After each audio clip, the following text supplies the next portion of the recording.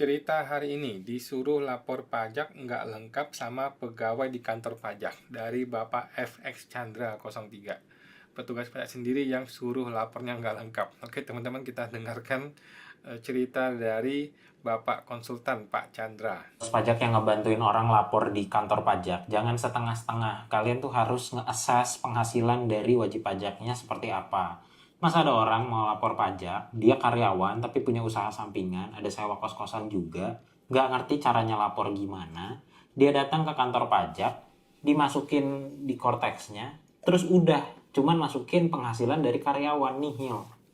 Si wajib pajaknya udah dengan jujur bilang, saya punya usaha kos-kosan, saya punya sewa rumah, saya mau bayar pajaknya gimana? Terus katanya dibilang sama si petugas yang ada di situ, udah Pak, ini aja dulu yang dilapor. Lah, kalau kayak gitu kan artinya dia jadi salah laporannya, gitu. Jadi kalau misalnya memang kalian niatnya mau membantu, jangan setengah-setengah, ya kan? Kalian kan hashtagnya kami dampingi sampai berhasil. Ya masa orang udah ngaku nih penghasilannya sekian, disuruh udah Pak itu aja dulu yang dilapor, gimana sih? Aneh. Petugas pajak yang ngebantuin orang. Oke ya, mudah-mudahan Pak Chandra ini tidak dipanggil oleh IKPI ya. atau oleh DJP ya. Karena sangat-sangat berani, sangat-sangat kritis ya, luar biasa. Hormat, respect sama Pak Chandra ya. Kita lihat komentarnya. Saya minggu lalu ke KPP diginiin juga. Waduh, baru kemarin ke KPP bener banget seperti ini, jadi bingung. Waduh, Pak, kalau mau pembetulan bagian harta di lapor SPT bla bla bla, kalau lapor bener, ntar nggak ada prospek masa depan dong. Justru sarannya bagus, kalian lapor jujur 100% pun bakal tetap kena SP2DK ya. Oke. Rabu kemarin ke KPP buat menyampaikan permohonan NPPN. Menurut DJP masih bisa mengajukan sampai 31 Maret. Sudah mengajukan suratnya, oleh helpdesk-nya ditolak. Katanya nggak perlu. Aduh, helpdesk-nya. Alasannya di Kotes sudah otomatis. Tapi waktu saya mau ajukan lewat Kotes nggak bisa. Lihat di daftar fasilitas belum ada, jadi bingung. Waduh, kacau. Petugas pajak akan segera diganti AI. Kami dampingi sampai berhasil, tapi saya petugas juga nggak ngerti Pak, kategori berhasil itu gimana? Masih magang soalnya. Habis lapor SPT mungkin rencananya mau diterbitin SP2DK. Mereka juga bingung, pakai Kotes bang, itu masalahnya. Aduh. Saya pernah pelatihan Kotes di KPP, stafnya sendiri yang bilang dan nggak berani jamin soal kebenaran, proses dan lain-lain, soal lapor SPT tahunan. Waduh. Oke, gue rasa video ini akan gue dedikasikan untuk para petugas pajak ya. Anda para petugas pajak yang mungkin masih unyu-unyu gitu ya, yang masih muda, yang masih semangat, masih baru lulusan stan gitu ya kemarin sore, yang baru ditaruh di helpdesk di depan, yang masih yang jadi pokoknya yang di halaman depan deh, yang di bagian bawah gitu ya, di kantor pajak. Gue tahu perasaan lu gitu loh. Gue juga pernah jadi anak muda, gue juga pernah jadi orang yang masih ragu-ragu, tapi sudah dikasih tugas, menghadapi wajib pajak, udah dikasih tugas untuk seolah-olah menjadi konsultannya wajib pajak gitu ya. Gue tahu betapa beratnya hati lu, gue juga pernah berada di posisi itu. Jadi sekarang bagaimana solusinya? Nah, menurut gue sih kita udah nggak usah mikirin. Kalau lu bilang ini DJP-nya yang salah, kami nggak di training dan sebagainya, itu udahlah, kita nggak usah ngomong lah ya. Lu kalau ngomong Pak Purbayanya nggak bener, pemerintahnya nggak betul, aduh udahlah, kita nggak usah komentar, nggak usah komplain terhadap sesuatu yang lu nggak bisa kendalikan, ya dong. Kita hanya bisa berusaha memperbaiki diri sendiri. Nah, jadi bagi anda para petugas pajak yang baru jadi ASN, yang mungkin masih baru tiba-tiba udah jadi helpdesk, lu mesti benerin mindset dulu yang pertama ya, bahwa lu mesti punya mindset bahwa saya tidak akan selamanya jadi ASN ya.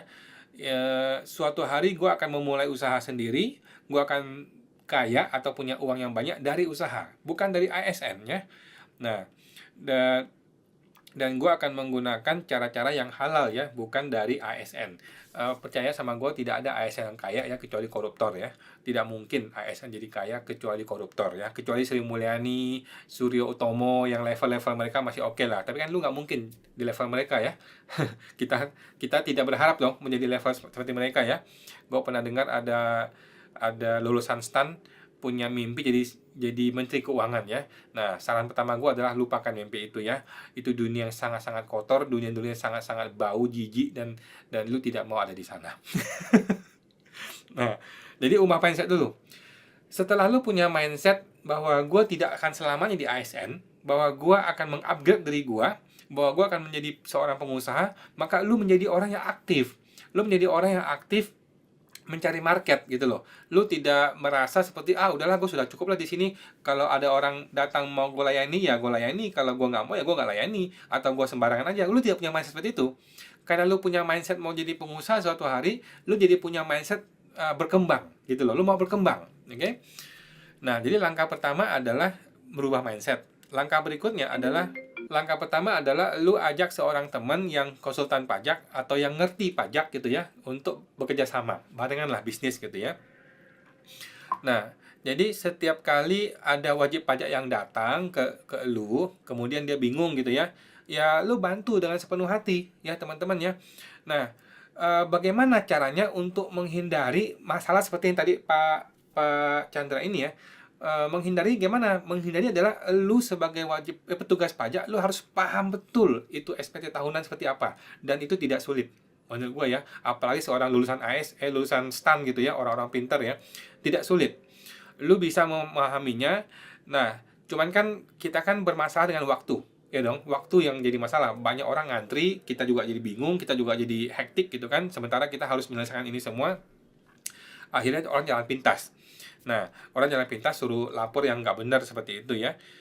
Nah, jadi solusinya adalah lu kasih kartu nama, bos. Lu kasih kartu nama ya, teman-teman ASN yang masih muda-muda. Lu bikin kartu nama. Kalau nggak ada kartu nama dari kantor pajak ya, lu bikin sendiri kartu nama. Lu kasih kartu nama. Lu kasih kartu nama ya, lu kasih kepada si wajib pajak itu. Silakan hubungi saya kalau memang ada waktu ya. Kita akan bantu di lain waktu gitu ya. Nah, tetapi kan lu tidak maksa, ya kan, lu tidak maksa, lagi pula lu tidak minta nomornya si WP ini kan, tapi lu hanya menawarkan kasih kartu nama aja gitu ya. Nah, kemudian WP ini kalau dia merasa lu orang yang baik, dia merasa lu orang pintar ya, kan WP juga punya feeling ya, dia juga tahu lu siapa gitu ya. Dan lu kalau bekerja dengan sepenuh hati, bekerja dengan baik, WP pasti percaya sama lu ya. Maka dia akan hubungi lu. Ketika dia menghubungi lu, maka lu bisa menawarkan jasa. Oke, tawarkan jasa apa? Jasa pertama, cuma ada 2 jasa ya. Jasa pertama adalah lu bisa jual semacam konsultasi private gitu, atau pendampingan untuk ngerjain SPT, tapi bukan di kantor pajak ya, di luar gitu. Atau jual kelas online, di mana WP bisa mandiri lah ngerjain SPT-nya, kira-kira gitu ya. Nah, jasa yang kedua adalah jasa teknis, yang betul-betul dia serahkan sepenuhnya kepada lu untuk ngerjain SPT orang pribadi dia. Nah, disinilah lu bekerja sama dengan teman lu gitu. Jadi kan siapa konsultannya? Konsultannya adalah teman lu gitu loh. Padahal mungkin lu yang kerjain atau lu bersama-sama berjoinan sama teman lu. Dengan demikian kan lu tidak melanggar hukum.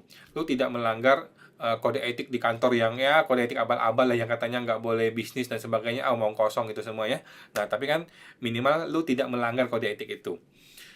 Nah, kemudian bagaimana kalau ketahuan bos lu? Ketahuan atau mungkin ada wajib pajak yang iseng gitu ya, yang ngelaporin ke kantor lu, ke bos lu, ke kasih atau kepala kantor, ini nih si AR ini atau si petugas pajak ini nih menawarkan jasa dan sebagainya. Nah, teman-teman lu nggak usah pusing, mungkin lu masih muda gitu ya, lu nggak tahu di kantor itu lebih sampah dari ini gitu loh. Di kantor itu, maksud gua di kantor pajak di Konoha ya, itu lebih busuk daripada ini gitu ya. Jadi mereka juga paham, nggak usah khawatir ya. Kalau lu diomelin sama bos lu ya lu bilang aja, iya pak mohon maaf gitu aja ya, diam aja ya, nggak usah ngelawan, nggak usah ribut sama kepala kantor ya. Dan menurut gua justru orang-orang yang diam, yang adem, yang nggak ribut gitu ya, yang itu nggak akan dipecat gitu loh. Kepala kantor paham kok, kepala kantor paham, dia paham elu, dia paham kondisi elu, dia juga bukan orang baik kok, dia juga bukan orang bersih ya, ya, dia juga orang bangsat ya. Tetapi justru menurut gua kepala kantor ini akan respect sama lu, karena lu di kantor lu sepenuh hati melayani wajib pajak, di luar kantor lu membantu wajib pajak juga gitu ya. Walaupun di luar kantor lu dibayar dan sebagainya, menurut gua itu duit halal ya, itu uang halal, itu bukan korupsi. Lu di luar kantor lu punya waktu, lu bisa pakai buat jalan-jalan, bisa pakai buat makan dan sebagainya, lu justru pakai untuk mengembangkan bisnis lu sendiri. Gua rasa itu baik-baik saja ya, lagi pula kan bisnisnya kan kerjasama dengan orang. Nah, jadi menurut gua teman-teman ya, Anda semua petugas pajak, Anda semua adalah orang-orang yang punya akses langsung kepada wajib pajak. Oke, lu nih para petugas helpdesk nih ya. Kalau AR udah nggak usah ngomong, AR tuh udah tercemar ya, otaknya udah busuk. AR tuh kan sekarang udah jadi pemeriksa, udah dapat target, udah kayak salesman, kalau tercapai dapat dapat bonus dan sebagainya. Udah kotor lah ya. Kalau dunia dunia AR ke atas udah kotor. Tapi Anda nih yang masih lulusan baru-baru, masih bersih, otaknya masih encer, masih bersih, masih nggak kotor gitu ya. Menurut gua ini bagus gitu loh. Ini kesempatan lu untuk memulai personal branding. Personal branding. Kemudian suatu hari lu akan dapat klien kan? Nah, ketika lu sudah dapat klien, lu sudah establish, lu bisa resign gitu. Bisa resign, bisa membangun bisnis lu sendiri. Lu lihat deh, betapa banyak senior-senior lu, para petugas pajak, setelah dia resign, setelah dia pensiun atau berhenti, dia jadi konsultan pajak gitu loh. Artinya kan ngapain lu capek berpuluh-puluh tahun ujung-ujungnya konsultan pajak? Mending dari sekarang, Bos. Ya kan? Jadi mending dari sekarang, ketika lu baru lulus setahun, lulus 2 tahun, baru mulai jadi ASN, sekarang lu sudah punya mindset bahwa gua akan jadi konsultan pajak mungkin berapa tahun kemudian. Bukan nunggu resign, bukan nunggu pensiun 50 tahun lagi, enggak. Ya. Nah, seperti itu teman-teman ya. Pertanyaan berikutnya, banyak mungkin orang berpikir ya, orang yang datang ke KPP itu kan biasanya orang yang mungkin memang tidak mau bayar konsultan pajak gitu ya. Nah, pemikiran ini betul teman-teman ya, tapi tidak sepenuhnya betul. Oke?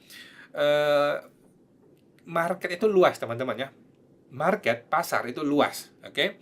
Dari 100 orang yang datang ke kantor pajak, gua rasa kita ambil ekstrim deh, 90%. 90% adalah orang-orang yang memang tidak mau bayar konsultan pajak, atau dia miskin, atau dia merasa pernah trauma dengan konsultan pajak dan sebagainya ya. Tetapi akan ada teman-teman 10% dari orang-orang ini ya, 10% yang bersedia bayar lu. Yang betul-betul merasa, aduh repot juga ya kalau gue tiap tahun mesti ke sini terus ya. Mumpung kali ini gue ketemu si petugas pajak yang benar, orangnya baik, orangnya sepenuh hati melayani. Gue mau panggil dia, gue mau telepon dia nanti untuk bikinin SPT gue dan sebagainya, mau konsultasi dan sebagainya.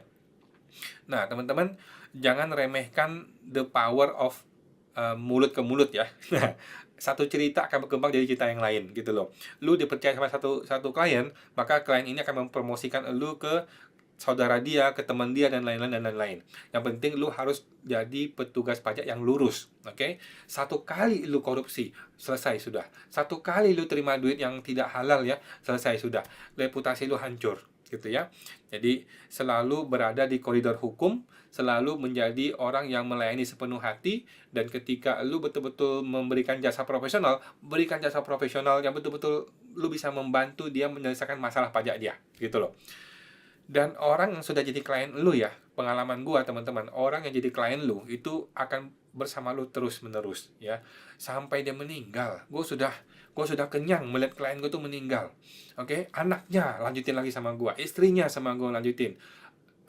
Cucu mungkin belum ada ya, karena aku juga masih baru gitu. Tapi satu keluarga itu bisa aja sama lu semua, dan sampai nanti anak-anaknya sama lu semua. Kenapa? Karena orang percaya dan orang puas sama pelayanan lu.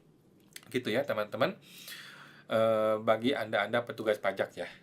Jadi gue sih secara pribadi ya, sebagai sesama manusia ya, gue pengen lu sukses ya teman-teman yang di helpdesk, yang masih baru jadi ASN di petugas pajak ya. Lupakan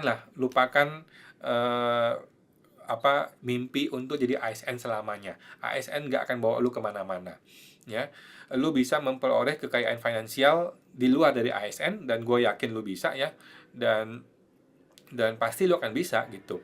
Nah, sementara lu menjadi ASN, sementara itu lu juga membangun bisnis lu gitu loh, di waktu yang di luar dari kantor gitu ya. Nah, cara ini adalah cara yang bagus teman-teman ya. Ini tidak melanggar hukum.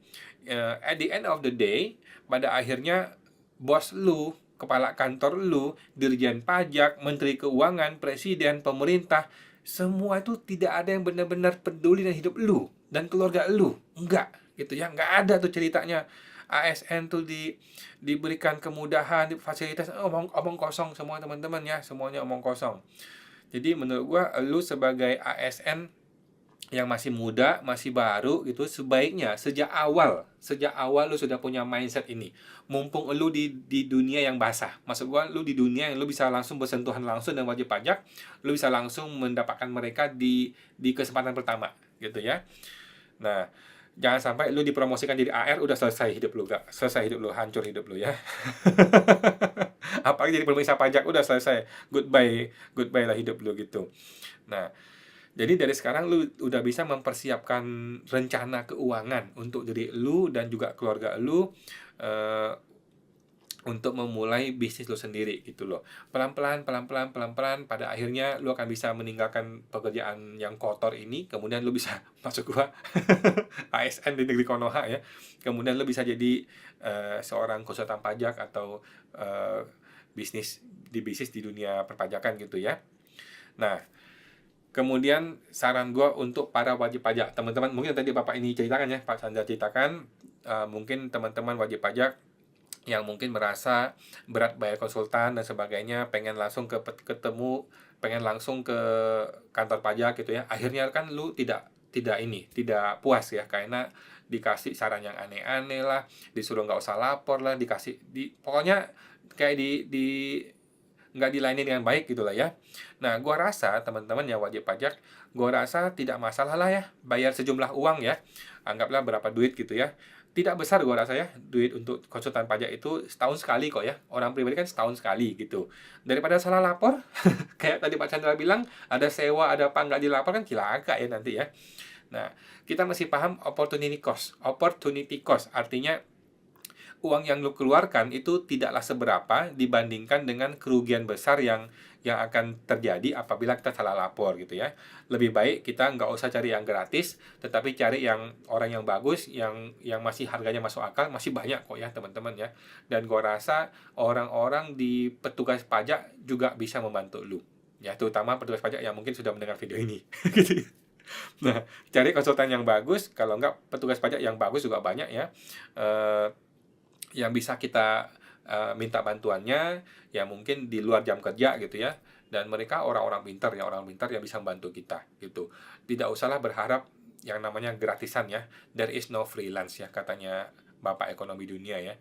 Kalau sesuatu yang gratis cenderung akan tidak, apa istilahnya ya, akan cenderung tidak menghasilkan sesuatu yang kita harapkan. Gitu teman-teman ya. Terima kasih Pak Chandra, terima kasih informasinya dan curhatnya untuk wajib pajak ya teman-teman, untuk ASN, untuk para teman-teman petugas pajak yang baru-baru. Gue berharap lo tidak sampai masuk terlalu jauh ya ke dunia yang sangat-sangat kotor itu di di DJP Konoha maksud gue ya. Teman-teman, sampai jumpa, semoga terbantu.